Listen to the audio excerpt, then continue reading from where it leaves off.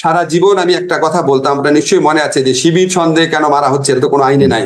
আমি সাংবিধানিক আইনের শিক্ষক, কোন রকম কাউকে বিনা মানে কি বলবো বিনা আইনে, মানে আপনি আইনগত ভাবে একটা লোককে মেরে ফেলতে পারেন যদি বিচার টিচার করে ফাঁসি দেন বা right of privatisation properly use করেন।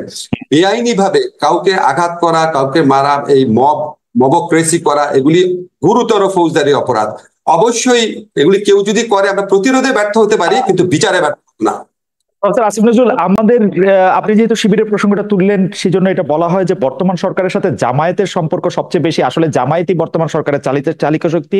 বলা হচ্ছে যে প্রত্যেকটা শিক্ষা প্রতিষ্ঠানে যারা ভাইস চ্যান্সেলরের নিয়োগ পাচ্ছেন তারা জামায়াত ঘনিষ্ঠ বা জামায়াতের দেখিয়ে দেয় লোক। অন্তর্বর্তী সরকার কি জামাতের উপর খুব বেশি ভর করে আছে কিনা? কেউ কেউ বলছেন বৈষম্য বিরোধী আন্দোলনের যে 152 জন কেন্দ্রীয় সমন্বয়ক রয়েছেন তাদের মধ্যে 108 জনই শিবিরের। এই কারণে কি এই সরকার শিবির দিয়ে বা জামাত শিবির দিয়ে পরিচালিত হচ্ছে বলে কেউ কেউ বলতে চাচ্ছেন? এই কথা নিয়ে আপনার একটু মন্তব্য। আচ্ছা, আমি কিন্তু ফেসবুকে এরকম প্রচারণাও দেখেছি, আপনিও দেখেছেন, খেয়াল করে দেখেন যে বাকশালীদেরকে পুনর্বাসন করছে এই সরকার। আমি এরকম প্রচারণাও দেখেছি, আওয়ামী লীগের বদলে বিএনপি সরকার এসেছে, সব বিএনপি লোককে দেওয়া হচ্ছে। এখন আবার বলা হচ্ছে জামাতের দেওয়া হচ্ছে। কাজে আপনি প্রচারণা না দেখে আপনি অ্যাকচুয়াল ফ্যাক্টস গুলা দেখার চেষ্টা করবেন। আপনাকে একটা এক্সাম্পল দেখালে তাহলে আপনি একটু বুঝতে পারবেন। ধরেন আমি যখন আন্তর্জাতিক অপরাধ আদালত, যেটা ইন্টারন্যাশনাল ক্রাইম ট্রাইব্যুনাল অ্যাক্ট, সেখানে যখন আমার মন্ত্রণালয়ের পক্ষ থেকে চিফ প্রসিকিউটরকে নিয়োগ দেওয়া হলো, সেদিন ফেসবুকে সারাদিন প্রচারণা চললো যে আমি হচ্ছে জামাত, কেন আমি তাকে নিয়োগ দিলাম। উনি এবি পার্টির লিডার ছিলেন, এবি পার্টি থেকে পদত্যাগ করেছিলেন, খুবই খুবই বড় আইনজীবী, এটা তো আপনারা জানেন, এই আন্তর্জাতিক অপরাধ ট্রাইব্যুনালের সবচেয়ে অভিজ্ঞ আইনজীবীদের একজন। তখন 24 ঘন্টার মতো প্রচারণা চললো আমি হচ্ছে জামাত।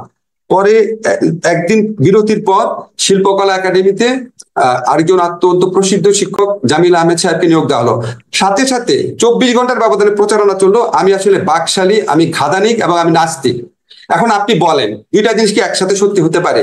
কাজে মানুষের মধ্যে ধরেন ফেসবুক আমাদের জন্য একটা সম্ভাবনার অপার দ্বার খুলে দিয়েছে। আর এখন তো কারো আপনার জালিম সরকার না, আমরা বাক স্বাধীনতার কথায় কথায় সাইবার সিকিউরিটি অ্যাক্ট প্রয়োগ করবো না, কারো অত্যাচার হবে না, কথা বলার জন্য এখন পর্যন্ত কোনো রকম খারাপ ঘটনা ঘটেনি, ইনশাল্লাহ আর কোনোদিনও ঘটবে না আমাদের সরকারের আমলে।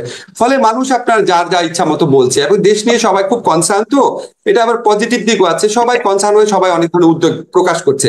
আপনাকে আমি একটা, এই যে বলা হচ্ছে একটা মিনিট 152 জনের মধ্যে 108 জন শিবির, এই প্রচারণার কোনো প্রমাণ আছে? একটা কথা আপনাকে বলি, যেমন আপনি দেখবেন ফেসবুকে কেউ বলা শুরু করেছে যে জাফর ইকবাল সাহেব তো ঠিকই বলেছিল, এটা তো আসলে জামাত শিবিরের আন্দোলন, এটাও আমি দেখেছি। আচ্ছা ভাই, এই যে বিএনপি সাংবাদিক সম্মেলন করে বললো যারা মারা গেছে তাদের মধ্যে 50% হচ্ছে বিএনপির লোক, ঠিক আছে? আর আজকে আমি একটা টক শো দেখছিলাম, আমার চোখ দিয়ে পানি পড়ছিল।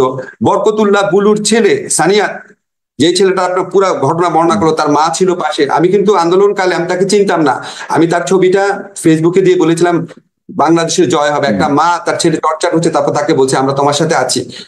এই যে ওই ভিডিও, ওই ছেলেটার বর্ণনা পড়লাম। এখন সে কি জামাতের লিডারের ছেলে? আজকে আপনি মুগ্ধর স্ট্যাটাসের কথাটা মনে করেন, মুগ্ধ যে স্ট্যাটাস দিয়েছে, হঠাৎ করে আপনি যা ইচ্ছা তো বললে হবে না, আপনাকে প্রমাণ দেখান জিনিসটা। আমি যেটুকু জানি বলি খালেদ, আমি ঢাকা বিশ্ববিদ্যালয়, খালেদ একটা জিনিস, ঢাকা বিশ্ববিদ্যালয়ের শিক্ষক হিসাবে কাছের থেকে আমি যেটা জানি, এই জালিম ফ্যাসিস্ট সরকারের বিরুদ্ধে আন্দোলনে এমনকি ছাত্রলীগের সাধারণ কর্মী যাদেরকে টর্চার করে ছাত্রলীগ বানানো হয়েছিল, এমনকি তাদেরও কারো কারো পার্টিসিপেশন ছিল। বিপুল সংখ্যক ছাত্র দলের নেতার সংশ্লিষ্টতা ছিল, শিবিরদের আমি চিনতাম না, তাদেরও থাকতে পারে। বাম দলের সংশ্লিষ্টতা ছিল, সাধারণ মানুষের সংশ্লিষ্টতা ছিল, তারা তো বাংলাদেশের মানুষের অংশ, সবার অংশগ্রহণ ছিল।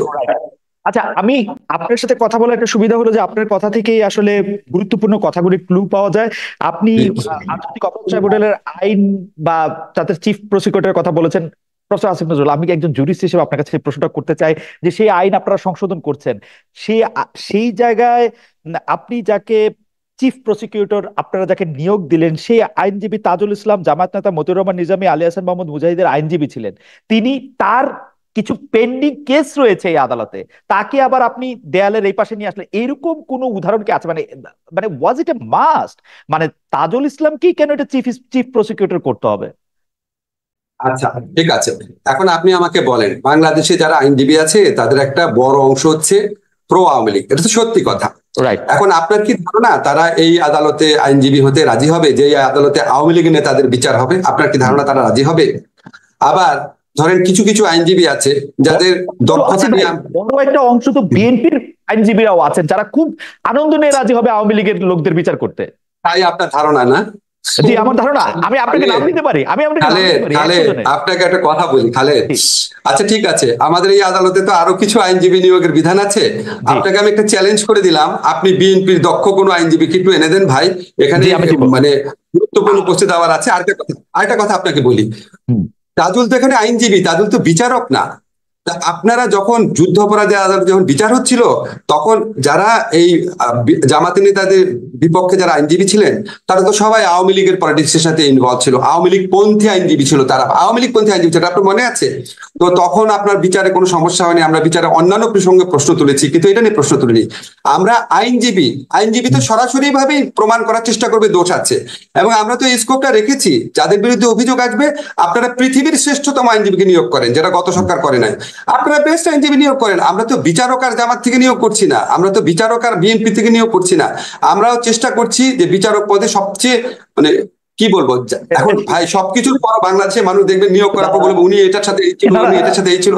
আমরা চেষ্টা করব এইটা আপনি ঠিকই বলছেন, কিন্তু আওয়ামী লীগের যেসব লোকদের নেতাদেরকে সেই আদালতে নেওয়া হয়েছে, আমরা কিন্তু দেখছি সেখানে তাদেরকে গায়ে হাত তোলা হচ্ছে, তাদেরকে আইনজীবী নিয়োগ দিতে দেওয়া হচ্ছে না।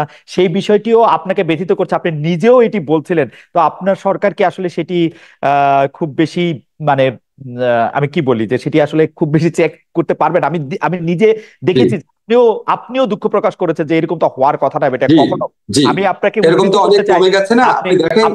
করতে চাই, আপনি উপদেষ্টা হয়েও বলেছেন যে মানে এরকম কোনোভাবেই আপনি এটা আশা করেন না, মানে মানে এবং আপনি কি নিশ্চয়ই লক্ষ্য করেছেন এটার প্রকোপ অনেক কমে গেছে, আদালত প্রাঙ্গণে হামলা, আদালত প্রাঙ্গণে ডিম ছুঁড়ে মারাটা অনেক কমে গেছে, অনেক কমে গেছে। আপনি প্রথম দিকে তুলনায় দেখেন, আমি আপনাকে বলেছি একটা ইনোভেটিভ টেকনিকের কথা, সকাল 7টার সময় করেছি, আরো কিছু কিছু টেকনিক আছে বলতে চাই না, বললে মানুষ ওইটার মধ্যে দিয়ে আক্রমণ করার চেষ্টা করবে। আমরা একটু জাতির জনগুরুত্বপূর্ণ বিষয় চলে আসতে চাই। আমি মনে হয় আপনার বক্তব্য পরিষ্কার। আপনাকে আমি জানিয়ে রাখতে চাই 30,000-এর বেশি দর্শক আমাদের সাথে লাইভ দেখছেন, এবং আরো অনেক দর্শক নিশ্চয়ই আমাদের সাথে যুক্ত হবেন। আমি সেজন্য জাতির জনগুরুত্বপূর্ণ প্রশ্নগুলি করে রাখতে চাই। এর আগে আমি দর্শকদের কাছে জানতে চেয়েছিলাম পপুলার বিষয় এটি, যে ভারতে 3,000 টন ইলিশ রপ্তানির সিদ্ধান্ত সঠিক বলে মনে করেন কিনা। শতকরা 32% মনে করছেন যে এটি সঠিক, শতকরা 68% মনে করছেন এটি সঠিক না। 40,000 দর্শক এখানে ভোট দিয়েছেন। প্রফেসর আসিফ নজরুল, আমি সরাসরি এই সংবিধান সংস্কার নিয়ে আসি। সংবিধান সংস্কার কমিশনের প্রধান করা হয়েছিল আচ্ছা খালেদ, আপনাকে একটা অনুরোধ করি, নিয়োগ নিয়ে প্রশ্ন করছেন যেহেতু, আপনাকে একটা জিনিস ক্ল্যারিফাই করি, এটা আমাকে কেউ কেউ জানতে চায়। আমি বলেছি আমি খালেদের সাথে প্রোগ্রামে বলবো যে আমি কিভাবে নিয়োগ দিচ্ছি, আমি কি আমার ঘনিষ্ঠ লোককে নিয়োগ দিচ্ছি কিনা। ভাই আমাকে এটা একটু বলতে দেন। এই যে আপনাকে তাজুলের কথা বললাম, জামিল সাহেবের কথা বললাম, উনারা ঘনিষ্ঠ তো দূরের কথা, উনাদের সাথে জীবনে কোনোদিন, আমার তাজুলের সাথে একটা প্রোগ্রামে একদিন দেখা হচ্ছিল, অনেক দূর থেকে দেখা। জামিল সাহেবের সাথে আমার জীবনে কোনোদিন দেখা হয় নাই, উনার নিয়োগের ব্যাপারে কথা বলার আগে জীবনে কোনোদিন কথা হয় নাই। বাংলা একাডেমিতে যে আজম আছে, আজমের সাথে জীবনে কোনোদিন আমি একসাথে বসে 5 মিনিটও কথা বলি নাই। আফসানার সাথে জীবনে কোনোদিন 5 মিনিটও কথা বলি নাই।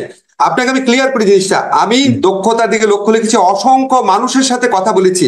এমনকি যে ধরেন জামিল সাহেবের নিয়োগ নিয়ে যে কিছু লোক প্রশ্ন তুলেছে, আমি আমাদের এই ছাত্র জনতার আন্দোলনের সবচেয়ে প্রধান যে নেতারা আছেন তাদের একজনের সাথে কথা বলে তারপরে ক্লিয়ারেন্স নিয়েছি। ক্লিয়ারেন্স মানে হচ্ছে উনার তো এই আন্দোলনটা করেছেন, তাদের সাথে, এই যে আপনাকে অন রেকর্ড বললাম, তাদের প্রধান একজন নেতার সাথে কথা বলে তার সম্মতি নিয়ে করা হচ্ছে। আমি আমার ব্যক্তিগত বিবেচনায় একটা নিয়োগও দেই নাই, আমি অসংখ্য মানুষের সাথে কনসাল্ট করেছি, দক্ষতার দিকে লক্ষ্য রেখেছি, কাজটা করতে পারবেন কিনা সেটা আমার বিবেচনা।